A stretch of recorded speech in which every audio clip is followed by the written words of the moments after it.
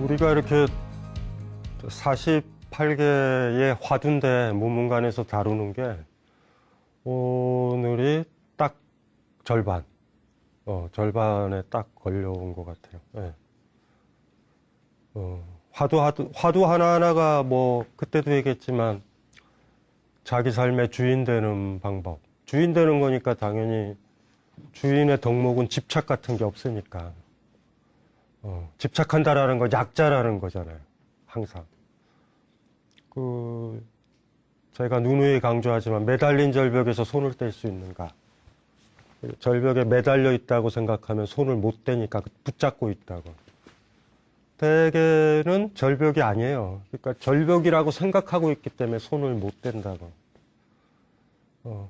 그래서 이게 화두를 하나씩. 그러니까 48개니까 24개째가 오늘 이제 하는 거니까 그 중에 경향에 맞춰가지고 어떤 부분들 자극도 받고 또 어떤 부분들은 어쨌든 불교의 어떤 전통들, 예. 그런 것들에 대해서 뭐 지적으로 이해하실 수도 있고 그럴 것 같아. 오늘 화두는 좀 특이한 데가 있어요. 왜 무문관에 왜 이 화두가 들어갔을까? 스님들을 위한 화두인 것 같아. 스님들을 위한. 우리보다는. 먼저 뭐 이거부터 한번 읽어보죠. 뭐 종성칠조라는 화두인데 이래요. 내용은. 운문화상이 말했다. 세계는 이처럼 넓은데 무엇 때문에 종이 울리면 7조의 가사를 입는 것인가? 이게 아마 이제 사찰 안에 있는 스님들, 지금 우리가 보고 있는 현재 조계종이라든가 여러 뭐 태고종이라든가 있잖아요. 그리고 교종 계열도 아직도 남아 있다고요. 그러면 그분들은 잿빛을 안 입고 등급마다 황금색 막 이렇게 화려 찬란한 분당 쪽에도 아마 있는 걸로 아는데, 그리고 뭐 어쨌든 그게 옷 입는 풍습들도 있고 스님들 막 초파일 날 보면 근사하게 가사들도 있고 막 이러잖아요. 그 시대마다 이렇게 또 다 다르고 뭔가 지금 스님들한테 얘기를 지금 하는 것 같아. 세계는 이렇게 넓은데 이 작은 절에 기어 들어와 가지고 파블로프의 개처럼 이렇게 공양을 하면은 이렇게 탁탁탁 쳐가지고 이제 말 안 하고 이렇게 공양을 받고 그러잖아요. 그쵸? 그리고 식사 시간에 밥 먹어라! 이러지 않고 뭔가 종을 친다든가 이런 그 패턴들이 있잖아요.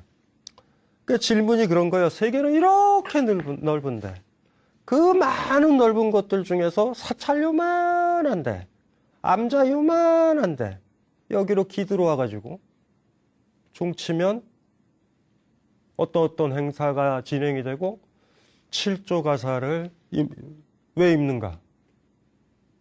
니들이 자유로워지려는 건가? 군대 생활 같은 데서 뭐 하는 거냐 지금? 그리고 우리가 입영시킨 것도 아니고 국방의 의무도 아니고 자유인이 되겠다라는 사람들이 들어와 가지고 어쩌면 가장 구속이 많은 삶이잖아요. 디비자지 못한다니까요. 사찰에 가면. 사찰에 가서 제일 힘든 게 뭐야? 저 같은 사람은 왜 안 들어가려고 그러냐면 아침은 일단은 못 먹어요. 나는. 일단은 밤에 책을 많이 보고 있기 때문에 그 습관이 너무 들어서 못 먹어. 그러면 잘못하면 사찰에 들어가면 2끼밖에 못 먹는다라는 결론에 이르러. 그리고 어느 큰 사찰에 가면은 집단배식을 하잖아. 집단배식의 모든 음식들은 많이 하면 맛이 없어요. 쌀도 상태가 안 좋아. 국도 무슨 커다란, 뭔지 아시겠죠? 저같이 군대에 갔다 온 사람들은 군생활라 별로 안 좋아. 느낌이 안 좋아. 그리고 한참 밤에 산책을 해야 되는데 자야 돼. 스님들이 다 주무셔. 움직이지도 못해. 사찰에서 조금 걷다 보면 무슨 일이 벌어진지 알죠? 막 소리가 너무 커. 내 발소리가. 너무 힘들어요. 그냥. 아니, 해탈을 하고 깨달음을 얻고 대자유인이 되겠다라는 사람들이 여기에 들어온 거야. 운문화상이 물어보는 거예요. 그냥 세계가 이렇게 넓은데 무엇 때문에 이 사찰에 들어와가지고 종이 울리면 어떤 격식을 갖춘 칠조가사를 입는 이 생활을 왜 하는가?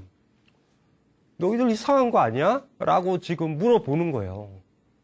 이게 들어가면은 사실 어떤 점에서는 매너리즘에 빠진 생활일 수도 있잖아요. 이때는 이렇게 해야 돼. 초팔라를 이렇게 입어야 돼. 뭐 남들이 하니까 계속 해왔으니까 하고 있는 거야. 그래서 갑자기 물어보는 거예요, 지금 이게. 아침에 일어나서 왜 그 너희들은 사물 치냐? 새벽 가장 일찍 스님 한 분께서 모고도 치고 이러잖아요. 사물이라고 그래서 4가지 것들을 친다고요. 들짐승도 깨우고 풀도 깨우고 뭣도 깨운다고. 약한 것부터 깨워야 되지. 늑대부터 먼저 깨우면 안 되죠. 초식동물부터 깨우고 초식동물 전에는 식물도 깨우고 깨우는 행사를 해. 막 이렇게 한다고. 격식에 해서. 뭐 그런 거를 해요. 해오고 있고. 뭐 중국도 뭐 옛날에 마찬가지였었던 것 같아. 그래 갑자기 물어보는 거야. 너희들 왜 그래? 라고. 그래서 이제 1차적으로 이 화두는 스님들한테 주는 화두다. 그러니까 우리한테는 의미가 없다. 왜냐하면 우리는 따르릉 종이 울려도 끄고 잔다. 내지는 울렸는지도 모른다. 라는 어떤 자유를 만끽하고 있다. 사실은 종이 따르릉 울려가지고 깨어나는 게 좋은 게 아니에요. 사실 진짜 좋은 건 뭐냐면 종이 안 울렸네? 마음 편한 거야. 우리 예를 들면 내일 무슨 일정이 있다 긴장하면 잠 못 자잖아. 그 시간에 노예가 되잖아. 근데 제일 소중한 건 내 잠이야. 나 피곤해. 이게 주인됨의 덕목이죠. 물론 그렇게 살다가 보면은 잘리지. 왜냐하면 그건 사장들이나 해야 되는 거지 직장인이 해서는 안 되는 거거든. 그래서 진짜 좋은 거는 타이머를 맞추고 자지 않는 삶이에요, 그냥.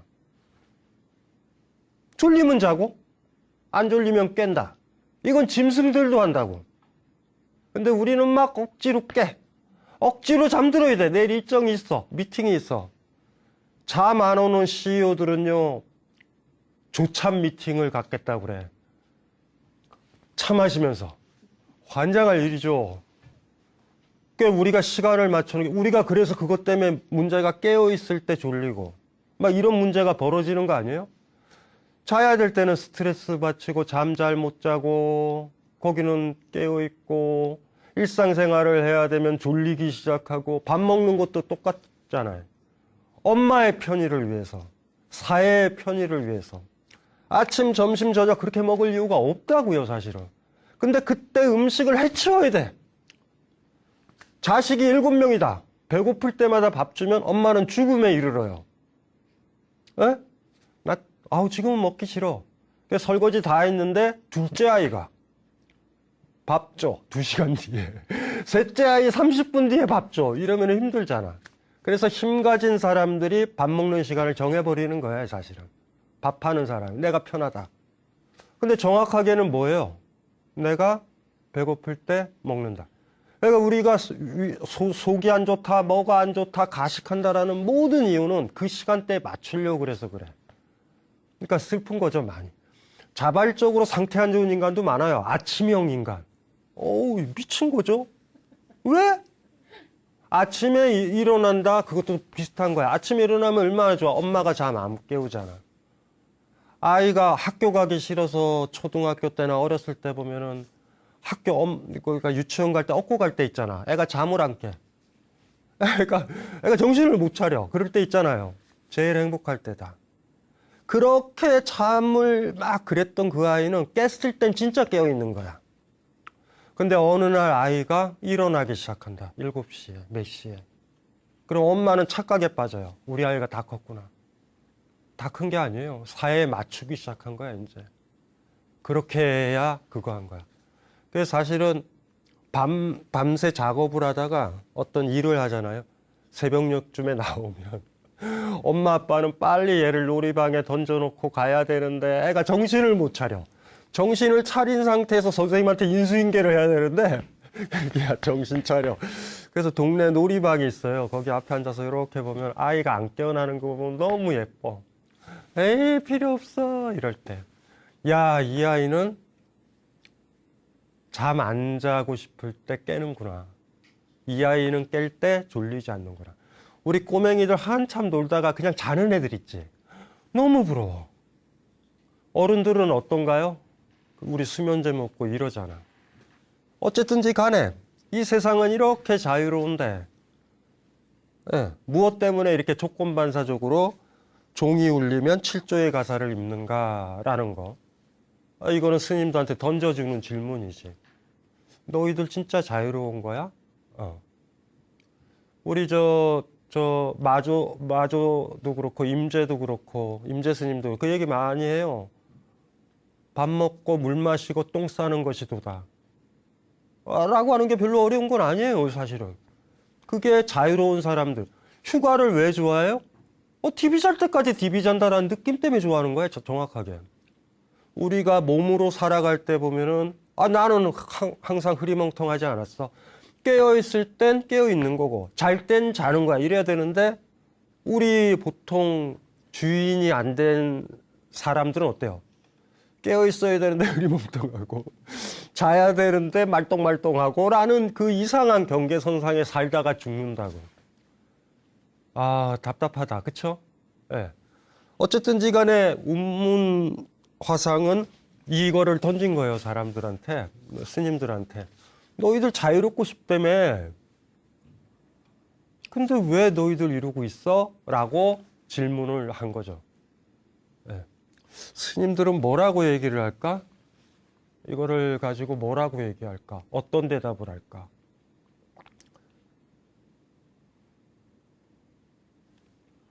일단은 저는 그거부터 봐요. 뭐부터 보냐 하면은, 제가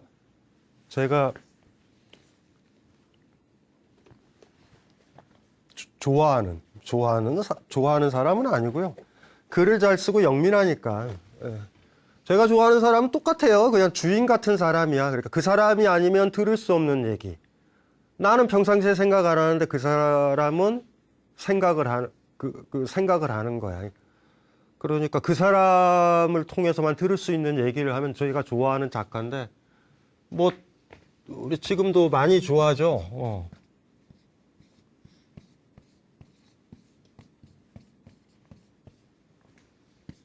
글 잘 써요. 영민하고. 현대 독일 철학자. 이 사람 얘기를 조금 좀 해봤으면 좋겠다라는 생각이 들어요. 미리 얘기를 하면, 미리 제가 얘기를 할게요. 스님들의 사찰에서 생활하는 사람과 직장 다니는 사람이랑 전업주부랑 학생이랑 많은 행동이 다른 많은 사람들의 직업, 활동들이 있잖아. 저는 그 중에서 스님들의 생활이 우월하다라고 전혀 보지 않아요. 사실 어쩌면 굉장히 게으른 삶일 수도 있어요. 한국 사회에서는. 일을 많이 안 해. 의외로. 일을 많이 안 하는데 먹는다면 누군가로부터 뺏어졌다라는 결론에 이르러야 되는 거야. 사실은. 그러니까 어떤 점에서는 스님들 사람이 우월하다기보다 우리가 스님들의 때때로의 사치스러운 삶 때문에 비판하기도 하는 이유가 거기도 있어요. 당신들이 무슨 일을 하는가? 네. 실질적으로 다른 사람을 먹이는가?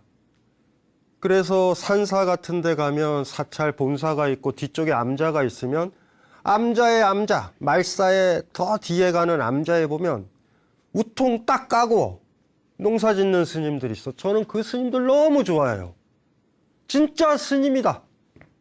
막 그런 느낌들이 사실은 들어요. 그래서 스님의 삶이랑 이렇게 쫙 이렇게 여러 가지 삶이 있잖아요. 음식물 배달하는 분도 있고, 직장에 다니는 사람도 있고, 아르바이트생도 있고, 다 있잖아요. 그 삶들 중에서 스님들의 삶이 우월하다라고 보지는 않아요. 저는. 일단은 그거부터. 간혹가다 우월하다고 착각하는 스님들이 있거나, 바깥쪽에서 우월하다라고 보는 시선이 있는데, 저는 그렇다고 보진 않고. 발터 베냐민이 했었던 말들 중에서 제가 좋아했던 말이 이런 거예요.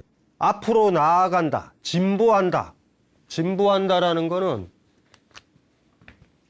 앞으로 나가는 거잖아요. 2보도 2걸음, 하나, 둘. 2보도 아니고, 3보도 아니고, M보도 아니다. 여기다 100을 넣어도 되고 1000을 넣어도 되고 또 2000을 넣어도 되고 그래요. 이게 아니다. 아니고 1보가 진보다. 쉬운 얘기예요. 여기 한 걸음이 내가 나아간다라는 거야.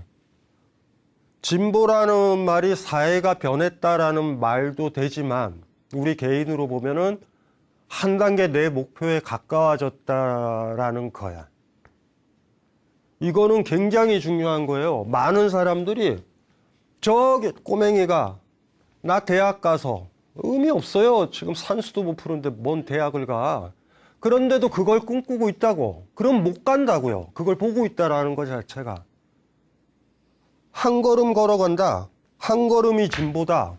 이게 왜 무서우냐면 한 걸음 가면 여기가 내가 서 있는 곳이 되잖아. 또 한 걸음을 가면 또 내가 서 있는 곳. 이러면 가요. 반면 여기서 가서 여기 서가지고 저쪽 보는 거야. 내가 가야 될 곳.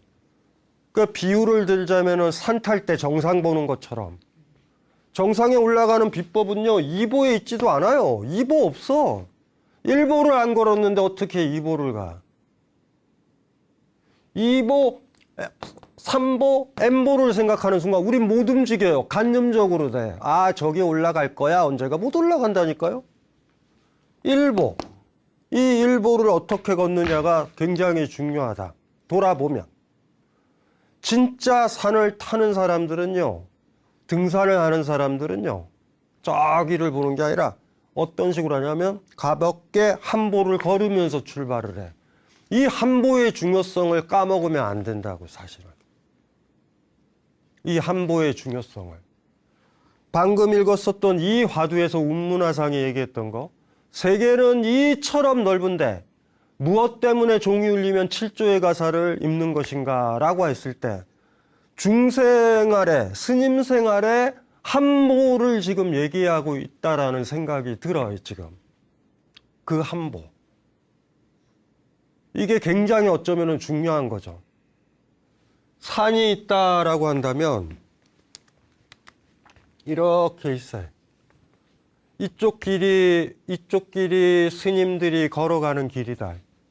이쪽 길이 평범하게 돈 벌고 다니는 길이고 이쪽 길이 전업주부의 길이고 가도 정상에 올라가면은 만난다.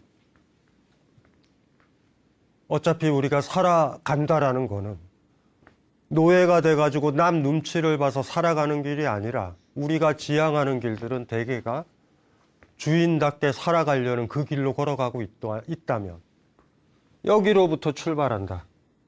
중의 길이다. 이 중의 길에 스님의 길에 수행자의 길에 뭐가 있냐 하면 7조 가사가 있는 거야. 그러면 이쪽으로 갈 수도 있잖아. 이쪽으로 갈 수도 있지. 예. 베냐민의 이 이야기는 매번 기억을 해놔야 돼요. 굉장히 울림이 크고 생각할 게 많아. 우리가 가끔 보면 내가 나아질 거야 라고 생각하고 나아지는 모습을 3보 바깥이나 100보 바깥에 있는 걸로 그리고 있다. 못 가요. 못 가. 절대 못 가. 나아간다라는 거 한 걸음 가는 거다. 그래서 진짜로 그 결정적인 순간에 매번 그런데 한 걸음이잖아요. 제가 얘기를 했잖아요. 산에 올라갈 때 진짜 힘들거들랑 정상 부분을 보지 마라. 너무 힘들어. 너무 멀어 보여. 그럴 때는 고개 딱 숙이고 한 걸음에만 집중하면 돼. 덜 힘들면 50보에만 집중해요. 50보 갔다가 다리 아플 때니 그때 쉴 거야 라고 해서 50보 갔다가 쓰면 돼. 진짜로 힘들면 5보만. 5보 가서 쉴 거야. 그리고 여기서 다시 또 5보 가서 쉴 거야. 정상 가요. 진짜로 힘들면 한 보만. 이렇게. 이것도 못 움직이면 119를 불러야 돼요. 이 걸음을 한 걸음 걸으면 앞으로 갈 수 있어. 100%. 나 노벨상 탈 거야. 나 수학에서 필즈상 탈 거야. 뭐 이러는 꼬맹이들 있잖아. 못 타요. 절대 못 타. 지금 그 아이가 빛을 잘 관찰하고 있고 그걸 좋아하는지, 지금 산수 문제 하나를 풀고 있는지, 무슨 말인지 알죠? 에이, 그 산수 문제 풀어가지고 양자역학의 복잡한 방정식을 어떻게 풀 거야? 헛소리 하지 마세요. 1 더하기 1이 2인 줄 모르는 아이가 양자역학 문제를 계산하지 못하니까. 그러니까 아이한테, 야, 너 양자역학으로 노벨상을 받는다며? 너 그렇게 해서 되겠어? 그럴 필요 없어. 한 걸음 걸어가고 있는가, 그 방향으로. 걸어가고 있다면, 그리고 그게 즐겁다면, 그리고 아이가 너무 힘들 때마다 괜히 저 삼촌이 물리학과 교수인데 그 책 보면서 언젠가 이거 풀 거야. 그거 많이 보면 어떻게 돼요? 수학을 접어야 되겠대. 지금 1 더하기 1 가지고는 안 된다, 지금. 무슨 말인지 알죠? 집에 어려운 책 많이 갖다 주면 안 돼요. 쉬운 책들. 한 걸음 걸어갈 수 있는 책들. 똑같은 것 같아. 머릿속에는 엄청나게 많은 것들이 수행자들한테 있어요. 나 주인이 될 거야. 자유롭고 당연히 많은 사람들한테 애정을 베풀고 자비를 베푸는 사람이 될 거야. 뭐 이렇게 되겠죠. 네? 그렇게 하고 있다고. 근데 그걸 할 수가 있는 것인가, 지금 바로. 처음에 수행자가 됐을 때 나 자비를 행할 거야. 시민단체에 가입하면 되지. 예? 우크라이나 국민 돕기 운동 뭐 이런 거 하면 되지. 왜 거기로 왜 들어가요, 거기로. 그런 생각 안 하거든요, 처음에. 동기가 무엇이든지 간에 출발은 다 다를 수도 있어요. 왜 그 길로 갔는지는 몰라. 저 목표를 보고서 자유인이 될 거야 라고 이쪽을 보고서 가는 사람도 있지만, 부모님이 갑자기 돌아가셔가지고 에이씨 머리 깎고 뭐 이럴 수도 있어. 그런데 재밌는 게 그 길에 들었으면 그 길은 정상으로 나 있다라는 거예요. 그래서 뭐 물어볼 필요도 없지. 아이, 사회에서 생활하는 것보다 수행하면서 행자로 지내는 게 훨씬 나을 것 같아요가, 내 삶이 나을 것 같아요가 그 사람한테 함보일 수 있다고 얘기할 필요 없죠. 너 이쪽으로 올라가면은 힘들다. 힘들다, 이게. 여기 사찰 생활이 얼마나 힘들다. 이 얘기를 할 게 뭐 있어. 그래서 사실은 돌아보면은 이 운문화상이 얘기했었던 이 질문 자체가 굉장히 재밌는 거죠. 머릿속에는 나 큰 스님처럼 깨달은 스님이 될 거야. 이런 생각을 하고 있을 때 툭 하고 던지는 거예요. 너희들은 한 걸음씩 걸어가고 있니? 처음에 머리 깎았을 때 그 마음 한 걸음으로 가고 있니? 라는 걸 물어보는 그 어떤 느낌도 사실 들어요. 어쨌든 간에 이 베냐민의 요 얘기는 뭐 딴 거 다 필요 없죠. 길을 안 걷는 사람이 많이 멀리를 보고 있어요. 진짜로 길을 걸으면 바닥을 봐야 돼. 돌들이 많기 때문에. 그리고 진짜로 걷는 사람이면 사람일수록 밑에 있는 바닥에 대해서 민감해. 안 걷기로 작정을 하거나 걷기 힘든 사람들은 저 바깥을 봐. 저 멀리를 보면 여기서 부딪혀요, 막. 이렇게. 요게 베냐민이라는 사람이 서양 사람임에도 불구하고 삶에서 내가 좀 나아진다, 좀 좋아진다, 어느 목표에 도달할 거야 라고 하는 그런 생각을 가진 사람들한테 너무 좋은 얘기를 했지. 옛날에는 그래서 요 앞에 펼쳐져 있는 1보, 2보, 3보, 4보, N보, 100보, 수만 보가 같은 길이야 라고 생각했는데 그게 아니라는 거야. 2보서부터 3보, 4보, 5보, 저 만보까지는 없다. 거기는 걸을 수가 없다. 머릿속에서는 나는 이런 삶을 살 거야, 난 이렇게 될 거야 라고 얘기하는 그 2보, 3보 거기까지는 의미가 없다. 왜냐하면 그쪽으로 못 갈 테니까. 구경만 할 때니까. 대신 일보를 보는 사람은 수행을 제대로 하려면은 제대로 출가를 해야 돼. 아니야. 중생들한테 자비를 행하고 이웃들과 생명들을 돌보는 게 보살의 마음이야. 나 수행한 다음에 사람들을 돌본다고? 나 수행 끝나야 돌본다고? 그건 이기주의야. 난 보살행부터 먼저 할 거야. 그렇게 해도 돼요. 뭔 상관이야. 그게 100배 낫지.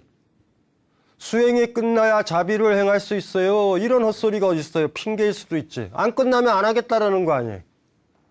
근데 꼬맹이들도 하거든.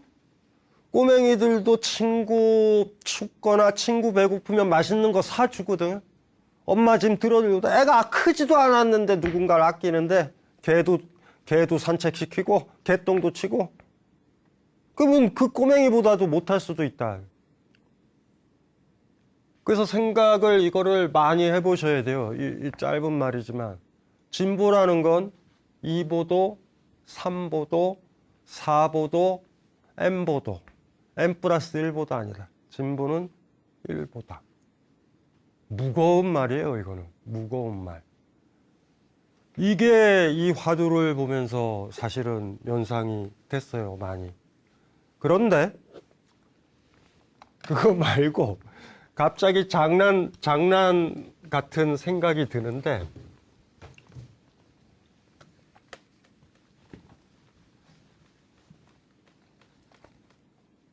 언어를 싫어하고 논리를 싫어하는 언어와 논리나 경전에 집착해서 벗어나자가 선종이잖아요. 반면 언어나 이론적인 걸로 갈 때까지 가자라고 하면 교종이잖아요. 제가 이 얘기를 드렸죠. 제가 좋아하는 사람이 임재고, 선종에서는 임재, 그 다음에 교종이라고 굳이 얘기하면 용수, 인도 사람이에요. 나가르주나. 네. 얘기했죠. 중론. 중론에 제가 너무 좋아하는 관법품이라는 챕터에 보면 뭐가 나오냐면 이런 게 있어. 내가 없는데, 있죠. 아트만. 내가 없는데 나의 것이 어떻게 있겠는가.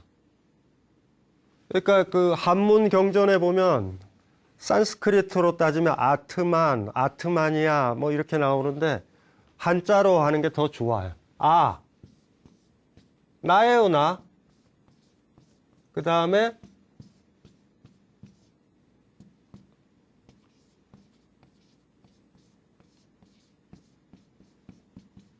이러면은 힘들잖아. 그냥 이렇게 나, 내 것, 나의 것 이렇게 번역하면 돼요. 내가 없으면 나의 것이 무슨 의미가 있어? 내가 없는데. 요 얘기가 관법품에 나와요. 지금으로부터 20여 년 전에 중론을 처음으로 읽을 때 선배들이랑, 사람마다 다 달라요. 텍스트 읽을 때. 우리 똑같은 책인데 이 책 좋아라고 그래도 친구들이랑 모여가지고 책 읽기 모임하면 밑줄 긋는 데가 다 다르잖아요. 저는 관법품을 굉장히 좋아해요. 지금도 잠이 좀 안 온다 그러면은 이 얘기하면 욕하더라. 중론을 보거든요. 이렇게 넘겨봐. 사람들이 욕해. 넷플릭스 같은 걸 봐야지. 그래, 너 잘났고 너 지적이다 이 새끼야 막 이런 얘기를 해. 근데 집에 TV도 없고요. 인터넷 같은 것도 없고 집에 있는 게 책밖에 없어. 그러니까 어느 날 갑자기 이걸 보고 싶어. 내가 없는데 어떻게 나의 것이 있겠는가. 이거 굉장히 중요한 말이에요. 이건 같이 가는 거야. 나의 것이라는 게 많으면 나라는 의식이 강해. 이게 뭐냐면 나라는 의식이에요. 나라는 의식. 나는 나야. 나는 나야. 다른 사람과 다른 바로 나야. 이런 거. 나의 의식. 자의식이라고 그럴까? 자의식이라고 그러자. 자의식도 자도 스스로 자자니까 여러분들이 철학자가 쓰는 개념들도 다 이런 식으로 만들어집니다. 깊은 뜻이 아니에요. 나의 의식? 자의식이라고 할까? 그래, 자의식이라고 하자. 그러면 이제 중고등학교 아이들은 밑줄 치고 외워요. 자의식. 잘못 썼다. 아의식이라고 썼다. 뭐 이러고 그러면 저는 당혹스러워요. 그냥 자기의식이라고 해도 되고요. 나의식이라고 해도 되고 이거는 맞아. 밑에 거는 소유의식. 요게 같이 간다라는 얘기가 충격적이었어, 나한테는. 이게 내 것이 많은 사람들은요, 자의식이 굉장히 강합니다. 그러니까 내 소유물이 많고 소유물의 범위가 많은 사람일수록 내 거니까, 내 거라고 생각하니까 잘 안 줘. 우리가 누군가한테 주려면 이건 내 게 아니야. 내가 잠시 가지고 있었던 거야 하면 주기가 쉬워요. 근데 이건 내 집이야. 내가 월세 살고 있거나 이거 내 집도 아니야. 잠깐 주인한테 여기 좀 앉아 있어도 돼요? 앉아 있으세요? 앉아 있잖아, 의자에. 그럼 딴 사람이 올 때 거기 좀 앉아도 돼요? 그럼 뭐라고 그래요? 앉으세요 그런다고. 근데 이거 내 의자야. 샤넬에서 산 의자야. 아주 비싼 의자야. 뭔지 아시겠죠? 그러니까 요게 너무나 나한테 강했어요. 내가 없는데 내가 내 거야 라는 게 어떻게 가능할까? 대표적인 걸로 예를 들면 제가 농담삼아 그러잖아요. 불교에서는 무상이나 시간도 중요하니까 우리가 가질 수 있는 거, 나보다 일찍 없어진 건 내가 가질 수 있어. 제가 얘기했잖아요. 고양이가 200년 살아. 내가 어떻게 고양이를 애완동물로 갖고 있어? 고양이가 나를 애완인간으로 가지고 있어야지. 10년 정도 사니까, 20년 정도 사니까 돌보는 거예요, 내가. 이 각도로 봐야 돼, 사실 내가 가질 수 있는 것들은. 땅을 어떻게 인간이 가져요? 땅이 썩나? 인간은 죽으면 썩잖아. 그래서 그걸 뭐 가문의 이름으로라든가 재산의 이름으로 가지려고 그렇게 발광대를 하는 거예요, 인간들이. 요게 너무 강했어. 내가 없으면 나의 것이라는 게 어떻게 있겠는가라고 얘기하고, 나라는 의식, 이건 나야. 이 의식이 줄어들면 줄어들수록 소유의식은 줄어든다라는 거. 논리적으로는 내가 없으면, 내가 없는데 나의 것이 어딨어요? 내가 없는데. 이거 마치 소유주가 없는데 그 사람의 소유물이 어떻게 있어? 어떤 지주가 있는데 자식도 없어. 근데 지주가 죽었어. 그 땅은 그 사람 거 아니잖아. 무슨 말인지 알죠? 내가 없으면 내가 가진 거 없어. 논리적으로 맞는데 나가르주나는 조금 더 나가서 그렇게 얘기하는 거야. 자의식과 소유의식까지가. 그럼 거꾸로 가볼 수도 있겠구나. 이게 바로 나야. 나는 영원할 거야. 심지어 이게 계속 가면 내가 썩지 않아. 나는 아트만이고 불멸하는 영혼이 계속 갈 거야. 나는 영원할 거야. 내 정신과 그건 천국이나 극락이나 거기 가 있을 거야. 이러니까 변화하는 모습들에서 우린 괴로움을 갖는 겁니다. 왜 나이 들어가고 늙어가고 죽어가고 이럴까? 아이고, 하루살이보다 오래 살았다. 이러면 끝나는 것을 영혼에 비추어서 너무 짧게 산다. 이러니까 고통스러운 거야. 그래서 무상이라는 것들을 고통으로 느낄 수도 있단 말이에요. 그래서 어떻게 하면 영혼을 찾을까? 이거 다 소유의 문제인 거야. 그럼 나는 이런 생각을 해봤어. 소유의식을 줄이면 나라는 그 고질적인 나에 대한 집착도 줄어들지 않을까? 맞다고. 왜 이 얘기를 하냐면 운문화상이 7조 가사를 얘기했잖아. 카시야. 한자로 가사로 변했지만 가사는 뜻이 하나도 없고요. 그냥 카시야야. 카시야. 이거를 한자로 발음을 그냥 한 거야. 옷이에요. 인도 덥잖아. 두툼하게 안 입어요. 오리터 파카 이런 거 없어. 그냥 옷 한 벌 걸친다고. 잠잘 때는 보셨죠? 인도의 분위기. 그게 가사야. 근데 중국에 들어오니까 겨울도 있어. 뭐 뚜렷한 사계절도 있고 이러면 아주 골치 아파요. 그래서 우리는 가사가 겉에 있고 속에 장삼 있고 막 이러잖아. 이 가사가 무슨 의미인가를 고민을 해보고 싶다라는 생각도 드는 거예요. 종이 울리면 7조의 가사를 입는가? 왜 입는가? 무엇 때문에? 이 7조의 가사가 무엇인가? 요거를 생각을 한 거예요. 왜냐하면 스님이라는 건 자유로워야 되잖아. 이 아파트 너무 중요해. 그거 아파트 붙잡고 있다고요. 그 소유욕. 그래야 그런 사람들이 나에 대한 자의식도 굉장히 강해. 욕심이 많아. 남 생각도 안 하고. 나에 대한 의식이 없어야 누군가를 사랑할 수 있습니다. 의외로. 나를 가장 먼저 생각하는 사람이 어떻게 타인의 고통을 느낄까? 같이 가는 거예요. 그래서 보면 초기의 인도에서 수행자가 됐을 때 수행자가 가지고 있는 소유의식, 소유해도 된다라고 인정받은 최소한의 거겠지. 내가 많이 가지고 있으면 내가 많이 가지고 있고 가진 걸 유지하려고 그러면 남한테 못 주는 건 당연한 거라고요. 우리가 육바람일에 처음일 때 보시 있잖아요. 보시를 왜 해? 아까운데 주는 거야. 주는 연습을 하는 거야. 이건 내 것이 아니다. 내 것이 아니다라는 생각을 해야 돼. 이건 내 거다라고 그러면 주기가 힘들어. 이건 내 것이 아니다. 내 것이 아니다. 그럴수록 그 사람의 마음은 아집에 사로잡히지 않고 부드러워진다고.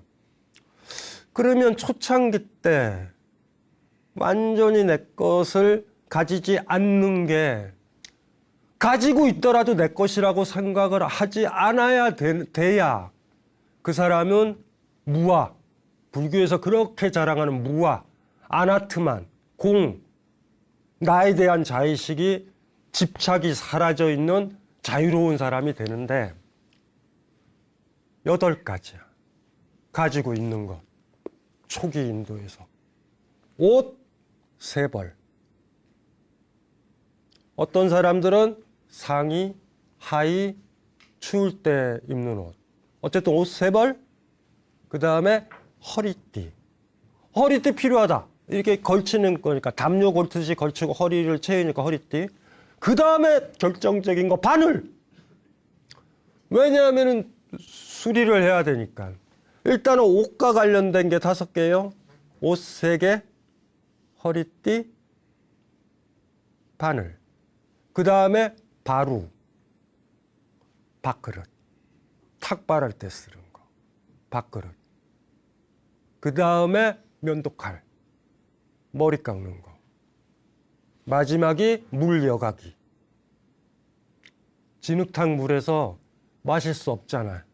물 여가기야. 8개. 그러면 이런 문제가 벌어지죠. 바루는 뭐야? 탁발했다고 옛날엔. 내 거야가 아니라 거지처럼 구걸을 해서 그 사람이 무슨 출신이든지 간에 구걸을 해야지. 왜 구걸을 해야 돼요? 자기가 노동을 하라고 먹으면 구걸행위니까. 음식물 아무거나 다 먹어. 지금도 그렇잖아요. 뭐 고기 먹으면 안 돼. 그런 게 어딨어. 구걸하는 사람이 그냥 처먹어야지. 고맙게. 주는 거 그냥 먹는 거야. 그 사람이 닭고기 주면 닭고기 먹고 채소 주면 채소 먹고 이해되죠? 놀라운 거예요. 그거는 완전 바닥에 있는 거야. 내 거다라는 생각을 하질 않아. 나한테 뭐가 오면 은총이하다. 당연한 게 아니야. 구걸, 탁발. 우리나라 같은 경우도 해도 60년대, 70년대까지 탁발했습니다. 그러다가 승단 내부에선 탁발을 없애버린 거야. 스님들 품위 생활을 위해서. 나는 이거 문제라고 봐요. 그렇다고 다시 구걸해. 그럴 수도 없어. 그래서 그거에 대해서 노코멘트. 옷이 뭐냐라는 문제잖아. 옷. 그러면 왜 7조 가사? 7조가 뭐냐면 7가지 조각이에요. 5조도 있고 9조도 있고 17조, 19조 막 많아 막. 동아시아에는 너무 많아. 그런데 왜 조각일까? 남들이 버린 옷감을 가져다가 시체를 쌓았던 옷, 일부분 해졌던 옷들, 심지어 여성들이 생리혈이 묻어서 버렸던 옷들, 그런 옷들을 조각조각 내가지고 만들었단 말이에요. 그 조각가사라는 게. 옷도 구걸했다. 중국에서 훌륭한 스님한테 7조 가사, 10몇 조 가사를 만든다고 비단을 잘라가지고 조각을 잘라가지고 구조가사를 만들고 이거는 완전 황당한 거예요. 7가지 조각이 난 가사를 입는다. 보통은 이게 말들이 많아요. 이게 풍습 같은 거라. 구조가사는 큰 행사, 초파일날 스님들이 입는 옷. 5조가사는 설법할 때 입는 옷, 중간 정도 레벨. 그리고 7조가사가 그렇고 5조가사는 스님들이 평상시 일이나 업무 볼 때 입는 옷. 이래서 9조, 7조, 5조 이래. 근데 지금 그런 의미 같지는 않아요. 조각난 가사들, 누더기 옷들. 아까 뭐가 있다 그래서 바늘이 있다 그랬죠. 다시 한번 이 8가지가 더 중요한 것 같아. 옷 3개, 허리띠 하나, 바늘 하나. 그 다음에 밥그릇, 바로 하나. 그 다음에 면도칼 하나. 그 다음에 물 여각이 하나. 이게 다야. 그걸 가지고 생활한다. 이게 내 거야. 근데 내 거도 내 것도 아니야. 어디 자랑할 것도 없어. 요 정도 생활을 하면, 수행을 하면 그거 자체로 나야. 나에 대한 집착이 없는 사람이다. 나에 집중 안 하고 몰입하느라, 나한테 몰입하느라 타인의 소리에 아픔을 못 느끼는 사람은 아니다를 알 수 있잖아요. 가진 것이 무엇인가에 따라서. 우리는 얼마만큼 많이 가지고 있어요, 지금. 소유의식이나 가지고 하는 것 그만큼 나만 생각하는 그 생각은 더 커져 있습니다. 대학원 시절에 나가르주나가 쓴 중론 간법품에 나와요. 내가 없는데, 내가 원래 원칙적으로는 없는데 나의 것이 있겠는가? 나나 나의 것이라는 의식에 집착에 벗어나야 나는 자유에 이를 수 있다. 우리는 거꾸로도 갈 수도 있을 것 같아. 소유의식이 나는 얼마나 적은가? 그거는 나에 대한 강한, 이건 나야. 내가 가장 중요해. 나에만 집중하는 그 생각이 그 사람이 얼마나 흐린가와 약한가. 나에 대한 집중이 흐릴수록 타인에 대한 감수성은, 자연에 대한 감수성은 커집니다. 운문화삭이 말했어요. 세계는 이처럼 넓은데 무엇 때문에 종이 울리면 7조의 가사를 읽는 것인가? 다양하게 해석될 수도 있는데 저는 이 화두를 보면서 초창기 인도에서 불교가 생겼을 때 8가지만 소유했던, 소유라 하기에도 자랑스럽지 않은, 시타르타가 죽을 때도 자기가 옷 3벌 있었다 그랬잖아요. 그거 깔아달라고 그런 거야. 그게 단 거야. 어쩌면 운문화상이 7조가사라는 거를 언급을 할 때, 얘들아, 가사는 뭐니? 수행자는 뭐니? 우리는 얼마만큼 갖고 있니? 일반 사람들보다 적게 갖고 있는 게 아니라 더 많이 가지려고 하는 거 아니니? 라는 어떤 질문을 던진 것일 수도 있다. 그런 생각도 들고요. 아니면 앞에 발터 베자민 얘기를 했잖아요. 그런 방향으로 이 화두를 접해도 될 것 같아. 처음에 중이 됐을 때, 스님이 됐을 때, 수행자가 됐을 때 그 마음, 그리고 왔다 갔다 하지 마라. 스님의 길로서 자유를 얻는 거고, 이 사람은 보살의 길로 자유를 얻는 거이기도 하다. 그런 걸로 독해할 수도 있을 것 같아요. 8가지가 떠올라요. 초창기 스님들이 가졌던 8가지. 의식주, 가진 것도 없다. 옷 벗어서 누워서 자고, 나무 밑에서 자고. 그게 수행자들. 그리 가진 게 없고, 가져도 가진 것 같지 않은 것만 가지고 있으니 존경을 받는 거예요. 왜냐하면 그만큼 다른 사람한테 줄 테니까. 그걸 좀 생각을 좀 해봤으면 좋겠어요. 예, 고맙습니다.